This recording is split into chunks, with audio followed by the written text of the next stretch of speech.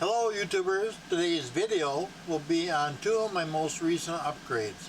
My first one is going to be my RV785 and Traffic GPS, and the second one will be on my Welluck PL0054 tire pressure monitoring system. As I said, today's video is going to be on my upgraded Garmin RV785 and Traffic. Basically, the reason I have upgraded from my RV660, which I was very happy with, I don't know if you can see this very well, but I've got some cracks right through, some screen cracks, and these are all through the fault of my own, basically for misplacing it or putting it in the wrong position underneath my armrest. Got a little bit of pressure and it broke.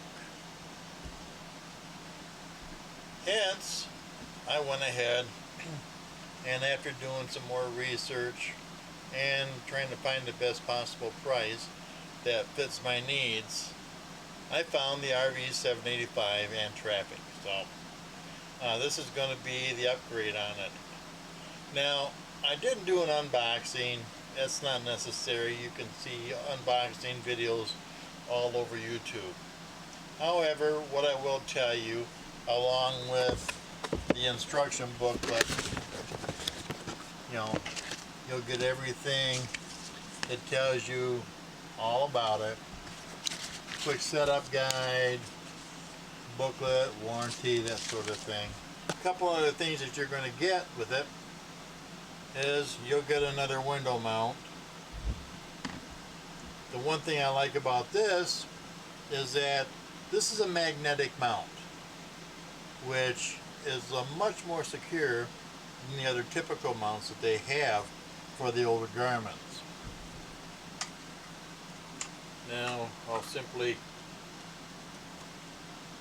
snap it on, like so, and then basically it will hold your Garmin just with a magnetic mount, and after making a couple of trips with it, it's worked real well. The other thing that you're going to get with it would be your 12-volt power cord, and that's just simply got the mini connector, just like all the other Garmins do. What I like about this is it actually plugs into your magnetic mount, and so the whole thing is separate from your Garmin. But then to place the Garmin on the mount, pretty easy, it just snaps right on. That magnet's going to pull it right up to it. Another thing I found with this, it's got a very long battery life on it. I'll go ahead and pick this up.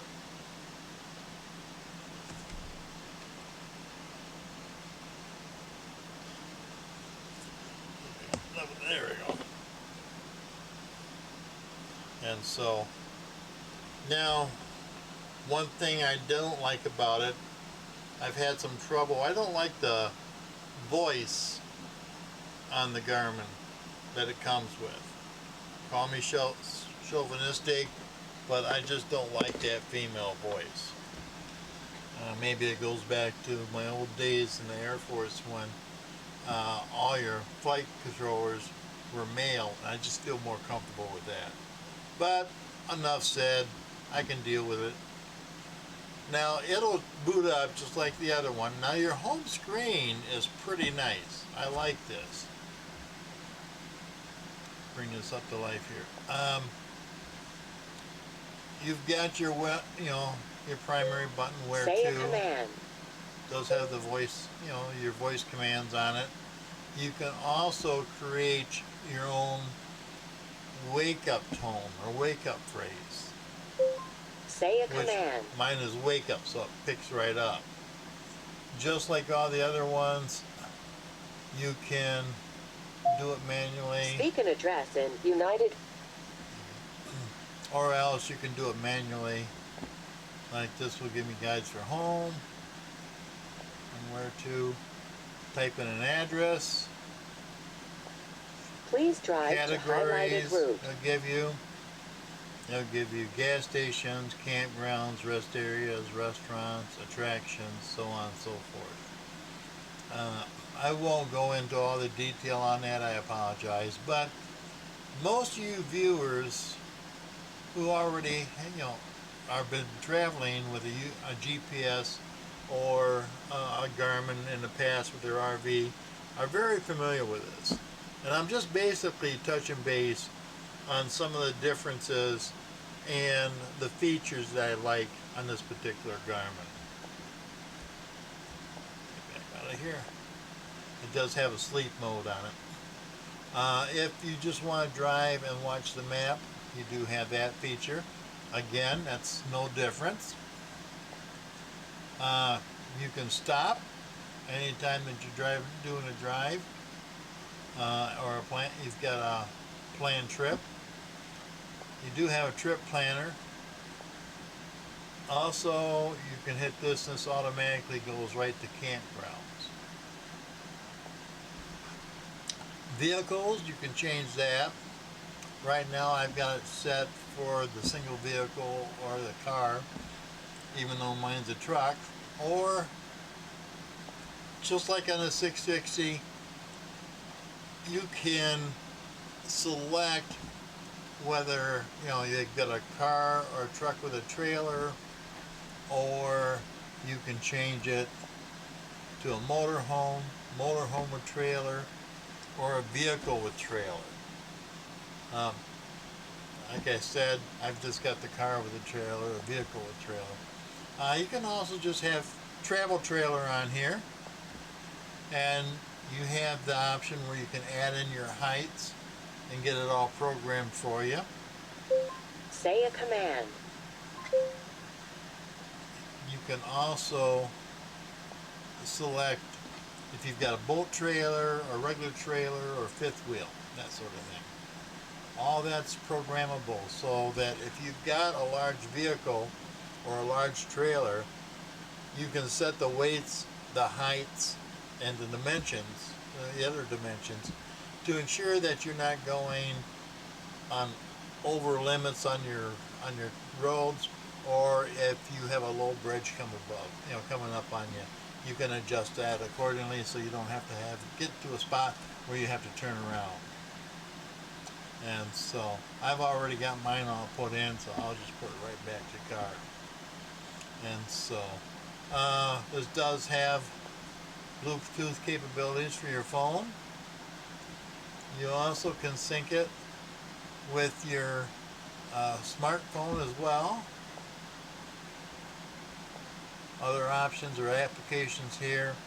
Campgrounds, this does come with a dash cam. It has a gallery for your dash cam.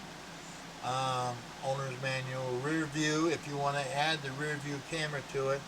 However, I found with my last camera, my last Garmin, I did not like the camera, even though it worked fine for me for a while. After 2 years, it just didn't cut the bill for me, and it actually ended up dying. Hence, I went to my hollow view. Service history, smart notifications, system updates, you can do that. You can get it hooked up for traffic. All different items here for you. Set your voice command. Right now you can see where I've got mine set for wake up. Say a command. I have not determined if they have improved the voice commands or not. A lot of that I think depends on where you place it in your vehicle. And so my experience has been when I've had it up near the windshield, something either with my voice or the echo, it just doesn't cut it. You do have a hotkey, like I said, on this one. This one is for your camera. So you can select if you want to start it or not. So Another thing this has got is safe driver. Because of the camera, you can calibrate it so as you're driving and you start to cross a line either on the left or the right, it'll show you an alarm. It'll also alarm if you get too close to the vehicle ahead of you. Very nice feature. Unfortunately, I haven't got that set up, and I'll show you in a few minutes why I don't have that. There we go. The sleep mode keeps kicking on because I've got it on battery. And I don't like to have it set on battery for very long before it goes out. So, very nice features. Very happy with this. Now, I've got this set up a little bit differently in my vehicle. What I've done is I've gone out and I picked up a couple of different adapters. One adapter I got happened to be for the vents. My vents, which is on my my Chevy Silverado 1500, are all vertical. The adapter I got that for the vents is not an ideal adapter. It's alright if you've got vertical vent or horizontal vents, but for a vertical vent, I don't like it at all. There's just no control over it. What I did do is I also got one, and both these adapters are real cheap. This one I got, which I happen to modify because normally it has a little thumb screw or a little handle on the adjusting screw, which happens to be 6mm. But I've changed this to a socket cap screw, which I have a tool I can get inside there, and it's easier for me to adjust it when it's in the slot. But what this is designed for is this mounts in your CD player, and I don't use mine very often, especially since I've got most of my music saved onto my phone. So if I want to listen to one of my albums, I just connect it via Bluetooth. Otherwise, I've got XM radio, and that seems to work out fine as well. And 90% of the time, if not more, we keep it on XM radio. So, but what this does is you can take this magnetic mount, also charger, and I just simply attach it right to this mount. And then, like I said, this mount, which is here, just slides right in to your CD player. If your CD player, some of them have it way down low or way up high, it might make it more convenient. Mine, unfortunately, case in point, you think this is the radio or the controls for the radio, it usually mounts right there, so it blocks out a lot of those controls. But I have alternate controls to use, and to be quite honest, I like this setup much better because with this particular setup, I don't have the glare that you normally do if you've got it sitting up above the dash. Now be cautious, especially on eBay. I did look at another alternative or another shield to go over my Garmin, and what I found is that even though this is a 7-inch screen, and it says in eBay, at least on some of the vendors, that it'll fit the RV785 or the 785, but you've got to be very, very careful and confirm that it's larger than a 7-inch shield, because if it says a 7-inch shield, it won't slip over the top of it. and as a result I sent mine back and I was charged for a restocking charge or the shipping charge, when actually if you read the instructions completely, you really did not have an indication that it would not hit the RV or fit the RV785. What they should have said is it will not fit the RV785 with traffic, because I think this particular model has got the larger border or case around it. This, by the way, is a very soft case, very sturdy, it's very protective. One other accessory I did buy, better late than never, is this case. You can see this very well, but what I do with this is, this has got the capability, I can put my Garmin in here, in the bottom one, drop down this, you can put accessories. I happen to be using this for my Garmin 660, and I just drop it in there. Even though I can't really use it right now, it's just, I can get it to turn on, but I can't do anything with it. It still does protect my Garmins. And I can throw this underneath the seat,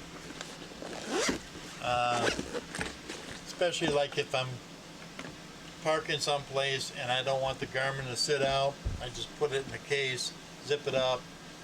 It does, like I say, snap right off of this magnetic mount, which is, I think, one of the coolest things that Garmin has done. And just simply pull it off here, put the Garmin inside the case, slip the case underneath the seat, or lock it up in my center console or wherever I have someplace secured. Okay, a little bit, I'll take you out to the truck and I'll show you how I mount this to the truck so it gives me better view and it kind of cleans up my dashboard a little bit. Okay, YouTubers, I've moved back out into the truck, and this again is my mount that goes inside my CD player. The player slot is going to be right through here. Now when I put it on, when I put it in, I've got the plug for the charger on the charger itself. That way I'm not fumbling with it. I'll go ahead and I'll snap it on the ball, which is just like any other Garmin GPS mount. So they're all pretty much standardized. I'm going to tilt this down and I slide it right into the slot.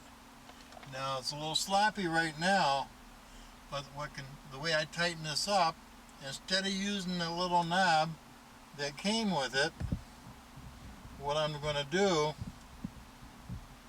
is adjust there we go, is I got my, this is a 6 by 10 millimeter metric socket head cap screw, and I just tighten this down, and what that does is that'll prevent it from slipping out, because it provides pressure on it. And let me pull this out to give you a better idea. You can see right here, when I crank this little centerpiece comes out, and it puts pressure on both the top and the bottom of that access point for the CD player. So once again, I'll crank this down. Again, I apologize for this being a little on the crooked side. I've got this kind of jerry-rigged. At least you can kind of get the idea. And I'll slip that in there. And I find a good spot that's comfortable for me. I find that if I have it all the way over to the right, it doesn't interfere with my other controls, like my shift, my gear shift. Otherwise, I can, if I move the Garmin on it, it could basically touch that gear shift. And I like to have a little bit of freedom in there. So this is pretty well secure in here. Now, my only other concern is that this ball doesn't seem to have an awful lot of friction strength, or where I can, how do I put it, the weight of my Garmin seems like it might cause it to move rather freely, where I want it more restricted, so it doesn't, when I go over bumps, it's not going to adjust, or drop down. Now I'll go ahead and I'll grab my Garmin, and I want you to notice how easy this thing mounts on this magnetic Garmin mount for it. Again, right on the back, you can see where it mounts. You make sure that on the magnetic mount itself, Garmin is at the top. And then on my Garmin, the lettering's on the top. And I just simply mount it as such. And it's basically set. And that's all there is to it. I still have access to my air conditioning.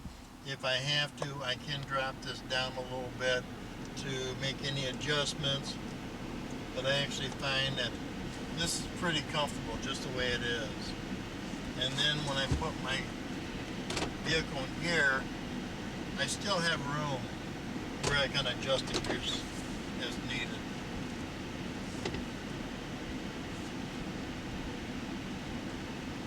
And again, it seems to work pretty well. I can turn this a little bit, and I've got a good view on my Garmin, and my dashboard is still relatively clear. However, I do have my hollow view. Move this up so you can see it. My hollow view camera. Cameras. 1, 2, 3.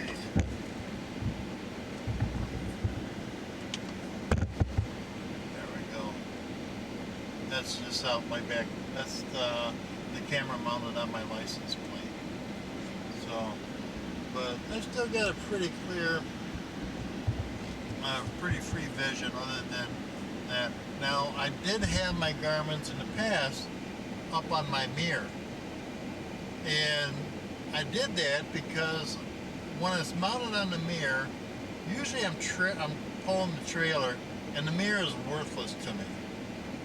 However, after I get to a part where I've unhooked, then I have to pull that Garmin off in order to use my mirror as needed.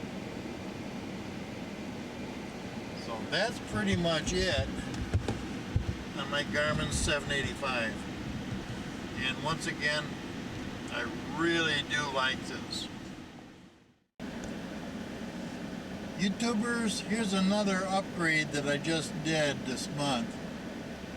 Is I've upgraded my tire pressure monitoring system from the Easy Tire to the Welluck tire pressure monitoring system, and I happen to have 6 sensors. The reason I've gone to this is, one, each sensor, see that very well, has been pre-programmed at the factory, and they're pre-numbered. And on mine I've got left 1, left 2, left 3, and right 1, right 2, and right 3. Now, even though I've got 4 axles, only 2 axles with 4 tires on my trailer, what I've done is I put left 1 on the left front, and left 2 on my left rear tire on the camper, and then R1 on the right front camper trailer or tire, and then R2 on my right rear camper tire. Sorry about that. What I also did is I took my left 3 and I mounted that onto my spare tire. So that way I have just a little rest, I can rest assured that all my tires are up to pressure. Now, I'm not going to see or anticipate a problem with that spare tire, but it's got good peace of mind that it's going to tell you that you do have enough tire pressure that it will sustain the weight of your trailer if you happen to have a flat or a blowout on one of your other tires. Now the monitor, and this is going to be hard to see, I've got it mounted on my dash, and one of my complaints is it does seem to be a little bit dim as far as the light. I can read it pretty well now, but I think you may have problem seeing it online. Now, let's see if I can turn this on. There we go. There you might see it a little bit better. Here we go. When I turn it on, it comes on brighter. Now this is flashing in a series. You'll get all 4 tires if you have a 4-tire system.